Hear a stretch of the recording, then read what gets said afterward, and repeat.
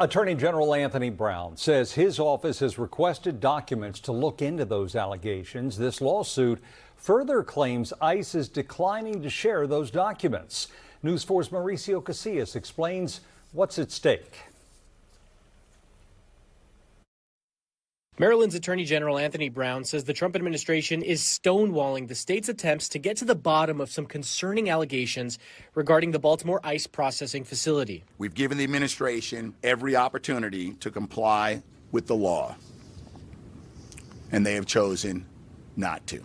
The AG's lawsuit claims DHS and ICE have failed to comply with a subpoena seeking documentation from the facility for things like complaints filed by detainees, contracts for food services, and logs of who's coming and going from the facility.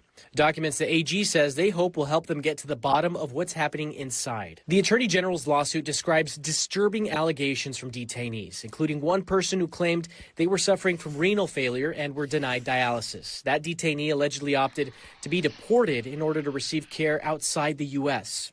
Another detainee who's diabetic claimed they were denied medication for multiple days. And there was one person who was wearing an adult diaper when taken into custody and allegedly forced to live in their own excrement for 5 days. Detainees described the food as dog food. They were given blankets covered in feces, lice, urine, vomit. Cells built for short-term detention have become something far, far worse. News 4 reached out to ICE and asked about today's lawsuit, but have yet to hear back. But the agency has said this in the past in regards to the conditions at the facility. Quote, "These claims that there are subprime conditions or overcrowding are false. Illegal aliens in custody are provided food, water, blankets, and hygiene products. It is a long-standing practice to provide comprehensive medical care from the moment an alien enters ICE custody.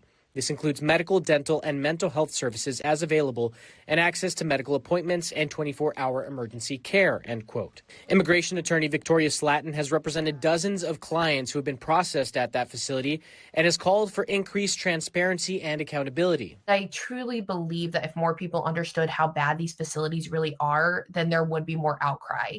And so the fact that there's an investigation at all is encouraging to me, but I won't be satisfied until I see tangible changes. The AG says this is just the first step, and after they receive the documentation they're asking for, there could be further legal action taken. Mauricio Casillas, News 4. The AG says this is just the first step, and after his office receives the documentation it's asking for, he could take further legal action. Amicus Center for Immigration Rights has filed a separate lawsuit against ICE, alleging inhumane conditions at that facility. As part of that lawsuit, a federal judge ordered ICE to limit the number of detainees being held there.